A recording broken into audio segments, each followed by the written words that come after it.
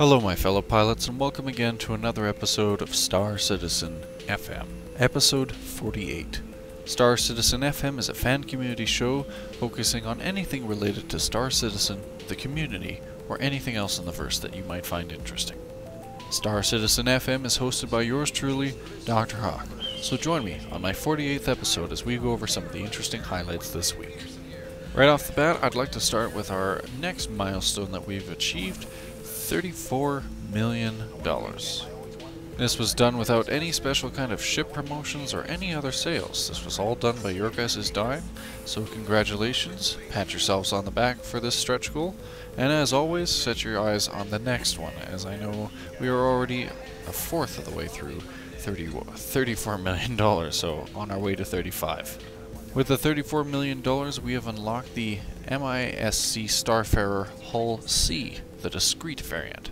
Scaling from small box trucks to massive supertankers, the Starfarer range of cargo hulls A&D are the standard goods transporter in human space. Extremely configurable, Starfarer hulls can be adapted to most any type of transport job, from standard bulk shipping on the patrolled space lanes to armored cargo hauling on the frontier. While these pre-configured hulls are primarily used for legitimate purposes, the Starfarer Hull Cs have recently become the favorite for criminals who modify the ship with advanced sensor shadow technology, quick decompress holds, and a variety of hidden compartments without modifying the ship's body, so it will appear to onlookers as standard everyday transports. This is looking to be like quite the bulk pirate ship for those of you who are interested in transporting forbidden goods such as either marijuana, methamphetamine, or any other nefarious drugs or narcotics, as we all know that I'm pretty sure that there will be some nifty things that we can transport in Star Citizen. What range we have to transport, we don't really know yet. I know if any of you are EVE friends or enemies, even then some of you should know that in EVE you can transport all manner of interesting things from contraband, drugs, narcos, and even exotic dancers. Although that reminds me of one courtmate I had who constantly traveled with 5 exotic dancers in his cargo hold, claiming them to be his companions. Fake internet women. I don't really know what to go on that. But regardless, whatever kind of contraband that we are able to use in Star Citizen, hopefully the Starfarer Sea Hull is your hull of choice. It also could be very good for pirates who are looking to move their, maybe their bases about. I don't know if you can pack up a hangar or such in a Starfarer Sea Hull, but it would be interesting to see if you can do that. Maybe customize it to the particular needs, maybe even use them for pirating. You could probably put a lot of pirates in a Starfarer and surprise somebody with a nasty boarding party. It'll be interesting to see what we have in the future. Until then, our next unlock is such.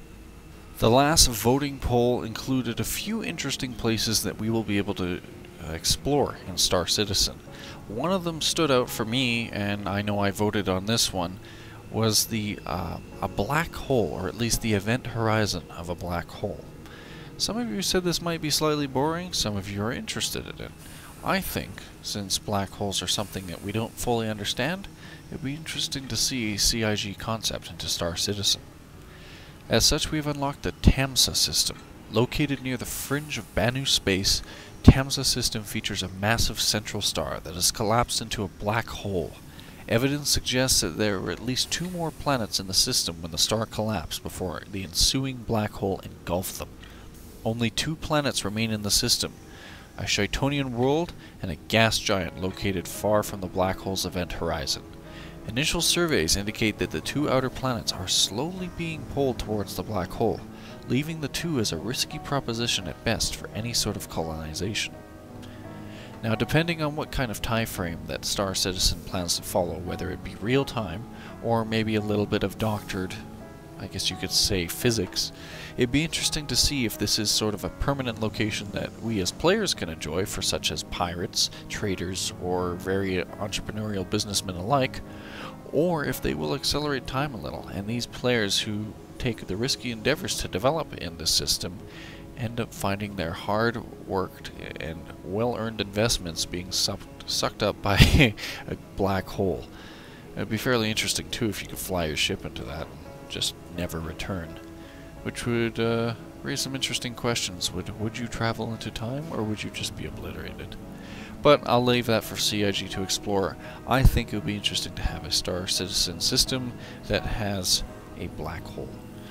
Because, like I said, not many games have really done that. You can fly into a few in some of them, but it'll be interesting to see. And now that with current technology today, we could probably end up with something that looks pretty.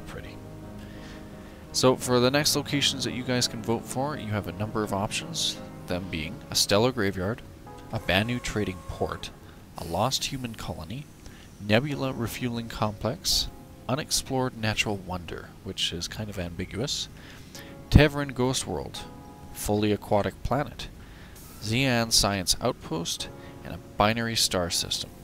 Personally, at this moment, I am actually going for the stellar graveyard. I know we have Spider, but an actual true to form graveyard would be fairly interesting to me. I know it's a console game, but I think Dead Space 3, despite taking the game into a more action-oriented genre, reflected a space graveyard very well in their space segment, where you could fly around the derelict ships. Something like that in Star Citizen, maybe Sans or plus Necromorphs, could be a fun and interesting experience for players. So go ahead and go vote on those polls and help us shape the next system that we will see in Star Citizen.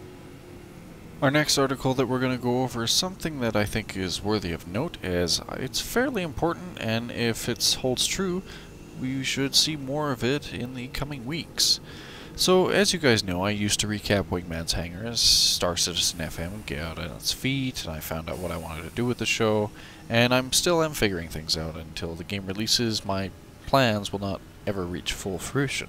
But with the game coming around and the ships pumping out, I might soon have my show flowing the way I want it to be. As such, everyone here loves Chris Roberts. I don't see who wouldn't. I love him, you love him, we all love him. As such, there is now a new segment on Wingman's Hangar that you guys might want to take note of. It's called 10 for the Chairman, and it takes 10 subscriber-based questions for Chris Roberts and allows him to answer him in his own words. So for those of you who have been wanting Chris himself to answer your questions, if you got a subscription or have been debating it, now might be a good time to pick up a subscription and send a question to the man himself. Chris is an amazing gentleman. I enjoyed my conversations with him, and you should enjoy your question with him as well. Send him something that you think is worthy of his attention, and I'm pretty sure he'll happily get back to you. Be sure to check out this episode of Wingman's Hangar for his 10 questions. There's some very interesting topics to go over, and an interest of keeping Wingman's Hangar separate from Star Citizen. I highly encourage you to go check out Wingman's Hangar, as well as the 10 for the Chairman portion of Wingman's Hangar, episode 48. You can find that at robertspaceindustries.com in the com link. Our next article is something that a lot of people have been wondering about for quite a while. It's about organizations. Star Citizen is a game that plans to have any kind of organization for any kind of person, whether you're going to be a raider, a miner, or even just a pirate. For those of you who have missed the organization page, rest assured, I've chosen to do the organization reading for those of you, so sit back, relax, and let us go over organizations. Greetings, citizens. One of the first lessons we learned during Star Citizen's campaign is that players like to form their own groups. Whether you want to game with friends or work with like-minded strangers to impact the universe, you want to come together.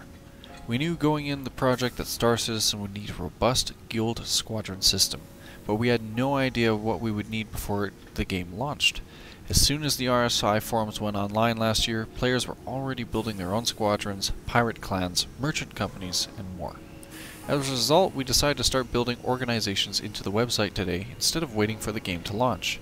Players who want to form groups will soon be able to do so right here at RSI, and those groups will transition directly into Star Citizen. The organizations you form today will be the ones you fly with in the verse. The web team at Turbulent has been hard at work integrating these plans, and today we're going to share details on how the first release is going to work. Setting up. When the organization system launches, group leaders will be prompted to select a name and unique ID for their group. Once registered, you will be able to set up a public page for your group right here at the RSI site. Leaders will then be able to upload their own logo, banner, and background for the site and choose a preset color scheme. They can enter information to be displayed on their public site, including the organization history, manifesto, and charter. With your own page, you will be able to start recruiting and organizing your group. In the first version, leaders will be able to pick an organization type, view their member list, invite new recruits, and assign ranks and roles to members. Organization leaders will be able to delegate responsibilities to members. Organization types. On launch, you will be able to select a type for your organization. This defines the group's overall goal. We've divided organizations into 5 archetypes. Corporation, a for-profit business entity. A corporation is a great choice from everything from shipping flow pets to Gauss 2, or organizing a hostile takeover of Origin Jumpworks. PMC, private military company, for organizations with a taste for combat. Focuses for PMCs include escorting cargo runs, hunting for pirates, or helping the UEE take on the Vandul. Faith, organizations that have come together for a single cause or under a single banner. This could be rebels fighting for Terran independence, or the devout followers of the Lamp. Oh god, what do we have here? Syndicate, common interest groups for those who operate on the edges or outside the law. There's safety in numbers when you're moving contraband through Spider or preying on hapless cargo ships. Organization. Want to make your own way without any previous association? Feel free to leave your group's archetype blank. Archetypes are a role-playing element and do not impact the actual functioning of the organization. You're still free to organize your group as you wish, regardless of the type you choose. Inviting members. There's 2 ways to join an organization, either by applying through the group's page or by invitation from the group itself. If you find a group you're interested in joining, you could fill out an application which will then be reviewed by the leadership. If they like you, you're in. Organizations can enable or disable public recruiting. If you're the kind of group that wants to actively recruit, you can invite members directly. In that case, the user will receive a request that they would need to approve in order to join the organization. Keep in mind that while players can come and go as they please, they can only join one organization at a time. Player ranks and roles. Organizations can establish 2 pieces of information about every member, their rank and their role. Roles are user-defined subgroups inside any organization that define the jobs assigned to players by the organization. Maybe you have a role for accountants, or one for turret gunners. Organizations have a set of 6 ranks that their leaders can assign to players. Ranks are user-selectable. One common military-styled setup might be Rank 0, Recruit, Rank 1, Lieutenant, Rank 2, Captain, Rank 3, Lieutenant Colonel, Rank 4, Colonel, and Rank 5, General. But your organization can set its ranks however it likes. If Peacekeeper, Technician, or Spaceman makes more sense than Colonel, you can make the call. Organization naming. We know a lot of citizens are concerned about keeping their existing group names in the new system. Like community monikers, organization names will not be unique. An unlimited number of players can form groups named Red Squadron. Every organization will have a unique Spectrum ID, SID, a 10-character all-cap alphanumeric designation. The SID will be used in the organization's URL and be displayed prominently with the name to distinguish similarly named groups. Conflicts which arise will be treated on a case-by-case basis by the moderation team, with absolutely no tolerance for copycat or parody organizations. The archive of recruiting threads in the organization subforum at the RSI site will be referred to determine claims of pre-existing organization ownership should the need arise. CIG will monitor public-facing group areas for content. Organizations will be responsible for moderating their private discussion areas. Expanded live chat. Goodbye chat roll. As part of the organization launch, we will be introducing a new XMPP-based live chat system to the RSI website. This will eliminate the 500 user limit on chat and will enhance it to a number of other areas as well. You'll be able to connect from outside the RSI site like any other XMPP compatible client. Like the organization system itself, this chat will transition through the communication system in Star Citizen and the future mobile app. Citizens will also no longer be limited to a single general chat room. Every organization will have its own self-governed discussion channel and officer chat. If you're a member of a particular org, you'll automatically join the appropriate rooms when you connect. In addition, there will also be special chat areas for groups like subscribers, concierge, and more. As well, forum changes. Pardon our dust. In preparation for the organization's rollout, you may have noticed some parts of the RSI forums already changing. Users who have either backed Star Citizen or have had a game pack gifted to them will now show as part of the Ready group. Users who have not backed Star Citizen will be showed in grayscale at the forums and cannot post to some deeper areas like the off-topic forum. There's also a new upgrade system. In a system related to the under-the-hood upgrades we've made for the organization rollout, we're pleased to announce that starting today, you'll be able to apply any ship upgrades to your existing ships and packages. If you have a kernel package and you've been waiting to see your Super Hornet, today is your lucky day. Upgrading a package will change the overall value and allow you to see the enhanced ship in your hangar. Once a upgrade is used, it is gone and you will have the new ship type in your inventory. The following upgrades can be applied to the stock ships in all packages: Super Hornet, Hornet Tracker, Hornet Ghost, 350R, 325A, 315P, Aurora LN, and Aurora LX. Note that with the F7A Hornet body kit upgrade will appear as an item for in-use in the finished game, similar to a skin or additional gun, and will not be applied through the system. What's next? Public testing of organizations begins later this month with a planned rollout in early January. That's just the first step. Future drops throughout 2.14 will greatly increase customization and functionality as development continues. Here are a few of the features that will be included with future releases: organization forums, org blog, visual charts, fleet view, calendars, and voting. We're excited about the organization launch because it aims to do exactly what we're striving for with Star Citizen: better immerse players in the Star Citizen universe. Even better, it does so by giving citizens the tools to help create their universe rather than locking them to any one experience. We're looking forward to seeing where you take your organizations. That's a lot of information to go over, so hopefully you'll be able to digest that rather slowly and not take it in as quickly as I did, as I was barely able to read this over as I got home. I've been fairly busy. Check it out if you get a chance. It's very exciting to see them going for this kind of immersion and interactivity in the game, and who knows, maybe there will even be a Star Citizen FM organization, or just Star Citizen FM within there. Be interesting to see what we can do with it. Until then, you guys can find this in the com link under the Robert Space Industry website. Be sure to check it out. And one final smaller headline. For those of you who wanted your own Drake Interplanetary Cutlass or your own MISC Starfarer mousepad, there are now those available in the Star Citizen store. So again, these will set you back about $35, shipping included, but they are quite huge, 36 inches by 11 inches. And that should easily be able to accommodate all your mousepad needs. Be sure to pick yours up in the store now.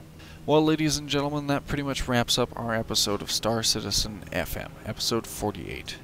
I'm now actually proud to say that I am in line with Eric Wingman with his show of Wingman's Hangar, so it's very nice to actually have finally caught up to him. If I can manage to have my 50th episode alongside his, that will have been a year for Star Citizen FM. So again, thank you guys for following me along this long. It's appreciated. And I look forward to seeing you guys next time in the verse. If you guys have enjoyed this show, be sure to click on the fuzzy little hawk on the lower left-hand corner. Doing so will subscribe you to me, or just click on the regular subscribe button if you enjoyed my shows. Like or leave some comment or feedback if you found my show interesting, or leave critique if you think there's something that needs to be improved. I appreciate your guys' comments, and it always motivates me to do it, and it keeps me from, going and doing the bad things like becoming a bad rowdy bird. So you guys take care and fly safe, and I'll see you guys next time on episode 49 of Star Citizen FM. Take care, fly safe.